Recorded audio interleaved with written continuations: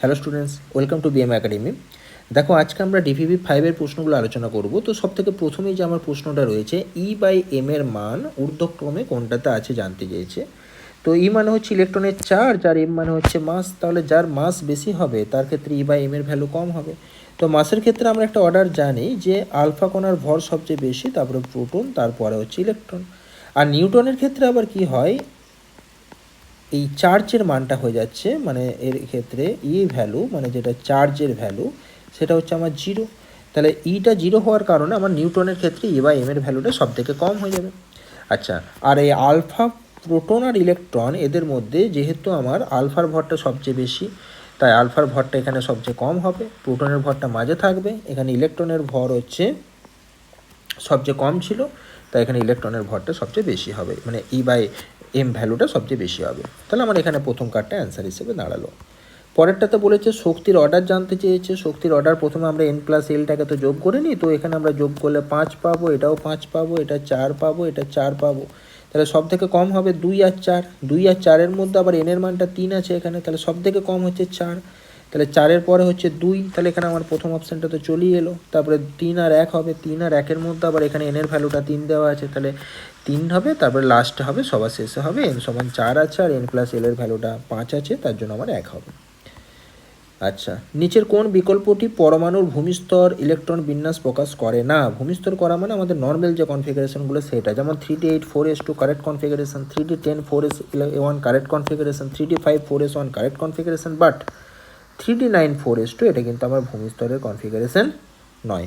ঠিক আছে, তাহলে আমার এখানে এই বিয়েরটাই হয়ে গেল অ্যান্সার। দুটো পরমাণুকে আইসোবার কখন বলা হয়? যখন তাদের ভরটা সমান হয়। ভর মিন্স প্রোটন আর নিউটনের মিলিত সংখ্যা। তাহলে প্রোটন আর নিউটনের মিলিত সংখ্যাটা সেম হবে, বাট প্রোটন সংখ্যাটা আলাদা হওয়ার জন্য আমাদের কি হবে, আমাদের প্রোটন বা নিউটনটা কি হয়ে যাবে, আলাদা আলাদা হবে, বাট প্রোটন আর নিউটনের টোটালটা আমার কিন্তু ভর সংখ্যাটা সেম থাকবে। ঠিক আছে, এটাকে বলা হয় আমাদের আইসোবার। যেমন আমরা লিখতে পারি 18Ar40 আর 20Ca40। এখানে আমরা দেখতে পাচ্ছি প্রোটন আর নিউটনের যোগফলটা সেম, তার মানে আমরা এই দুটোকে আইসোবার বলতে পারি। 3p-র ক্ষেত্রে radial node, that means spherical node, সূত্র হচ্ছে n-l-1, তার মানে 3 - 1 - 1, তার মানে আমার কত বেরিয়ে গেল? 1 উত্তর বেরিয়ে গেল। এটা হচ্ছে রেডিয়াল নোডের সূত্র। 4d-র ক্ষেত্রে অ্যাঙ্গুলার নোড বলেছে, তার মানে আমার n-l-1, দ্যাট মিনস 4 l, d-এর জন্য l ভ্যালুটা কত হবে? 2 হবে। আচ্ছা, -1, তার মানে এটাও আমার কত চলে এলো? 1 চলে এলো।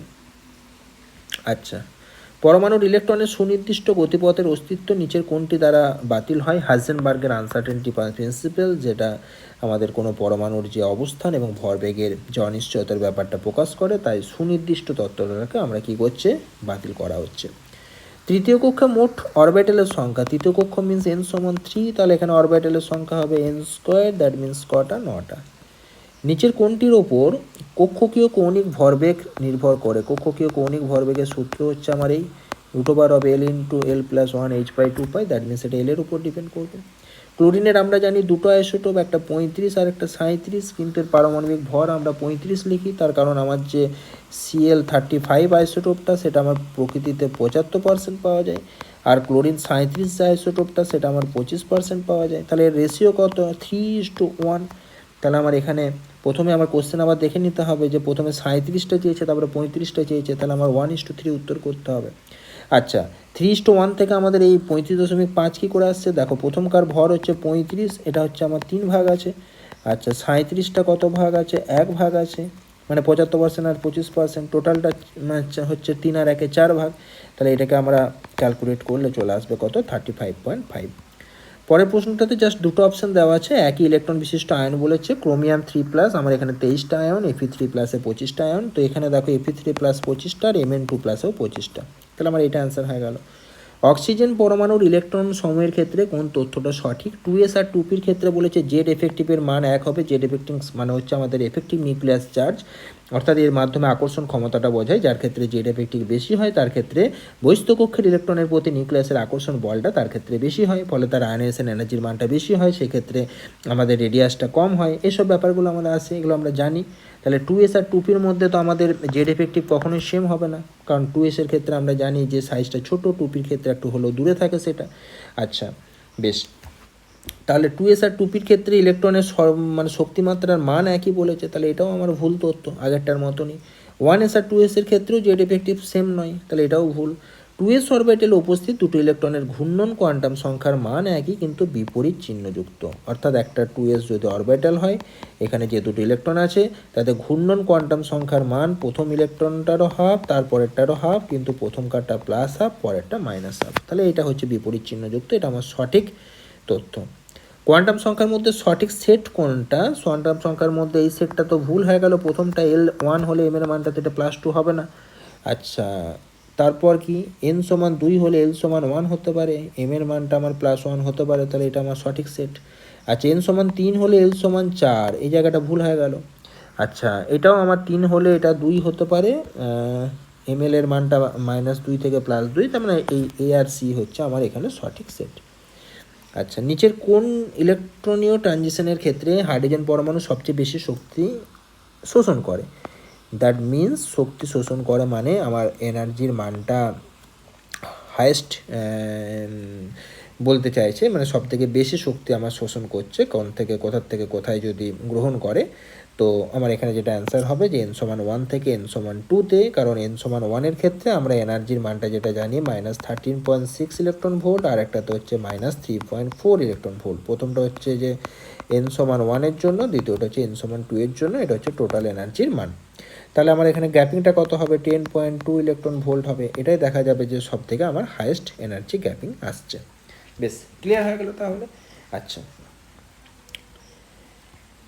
হুন্ডের সূত্র অনুযায়ী নিচের কোন ইলেকট্রন বিন্যাসটি সম্ভব নয়? এই ইলেকট্রন বিন্যাসটা সম্ভব নয়, কারণ হুন্স মাল্টিপ্লিসিটি অনুযায়ী জেনেছি যে যেহেতু আমাদের পিএক্স পিওয়াই পিজেড একই সমশক্তি সম্পন্ন, তাহলে এখানেও এখানে একটা ইলেকট্রন হওয়ার কথা ছিল, কিন্তু আমার প্রথমটা দিয়ে দুটো ইলেকট্রন বসিয়ে দেওয়া হয়েছে, তাহলে এটা আমার ভুল।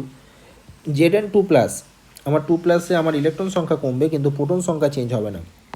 Zn এর প্রোটন সংখ্যা 30 আর ভর সংখ্যা হচ্ছে 70, তাহলে নিউটন সংখ্যা হচ্ছে কত? 70 - 30 মানে 40। আব্বাও প্রিন্সিপাল কোথায় আমার ভুল হচ্ছে? দেখো 2s এর থেকে 2pতে শক্তি বেশি, তাহলে 2sটা ফুলফিল না হয়ে আমার 2pতে দুটো ইলেকট্রন ভরে গেছে, তাহলে এটা আমার ভুল তথ্য। কোনো কক্ষের মুখ্য কোয়ান্টাম সংখ্যা n হলে তাতে আমাদের অরবিটালের সংখ্যা হবে n² আর ইলেকট্রন সংখ্যা হবে 2n²। বোর কক্ষে ঘূর্ণায়মান কোনো ইলেকট্রনের চুম্বকীয় কোয়ান্টাম সংখ্যার মান, দ্যাট মিন্স m এর ভ্যালুটা যদি সর্বোচ্চ ভ্যালুটা, m এর ক্ষেত্রে সর্বোচ্চ ভ্যালুটা যদি 3 হয়, তাহলে m এর ভ্যালুটা আমাদেরকে এখানে বুঝে নিতে হবে যে m এর ভ্যালুর আমার যে রেঞ্জ সেটা হচ্ছে -3 to +3, তার জন্য সর্বোচ্চ ভ্যালুটা 3 হচ্ছে। তাহলে m এর ভ্যালু যদি -3 থেকে +3 হয়, তখন আমার l ভ্যালুটা নিশ্চয়ই 3, তার জন্যই আমার হচ্ছে। আবার l মানে 3 হওয়া মানেই আমার এটা হয়ে গেল তাহলে f সাবসেলের মধ্যে ঢুকে গেল। আবার এফ সাবসেল বা এল এর মানটা যদি 3 হয়, তাহলে এন এর মানটা আমার মানে কত হবে? তাহলে আমাদের এখানে 4 হতে হবে, তবে আমি এলটা 3 পাবো, তা নাহলে তো পাবো না। তাহলে আমার এখানে এন এর মানটা কত হবে? 4 হয়ে যাবে, তবেই আমি এলটাকে 3 পাবো, ম্যাক্সিমাম এলটা 3 পাবো, তবেই আমি এম এর মানটা -3 থেকে +3 পাবো, অর্থাৎ সর্বোচ্চ মানটা আমার কত হবে? 3 হবে।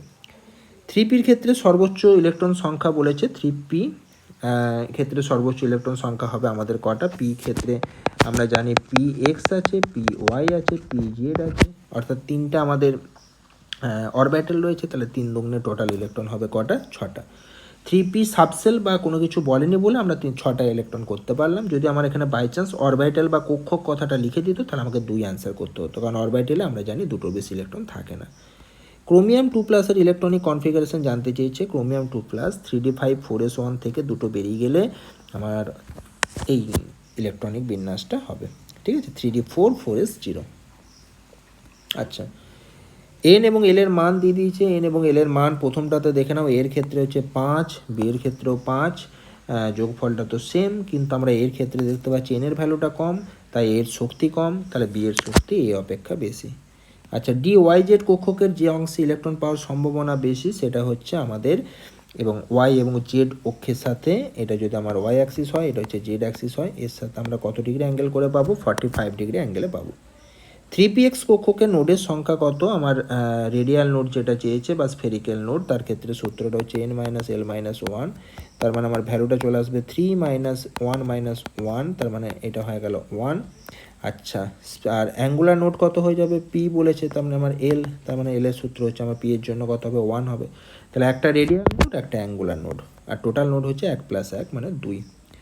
আচ্ছা, 4টে সেট দিয়েছে, কোন সেটটা আমাদের ইলেকট্রনের শক্তির অধক্রম বলেছে, মানে বেশি থেকে কম সাজাতে হবে। আচ্ছা, প্রথমে যোগটা করে নিই n+l এর যোগফলটা।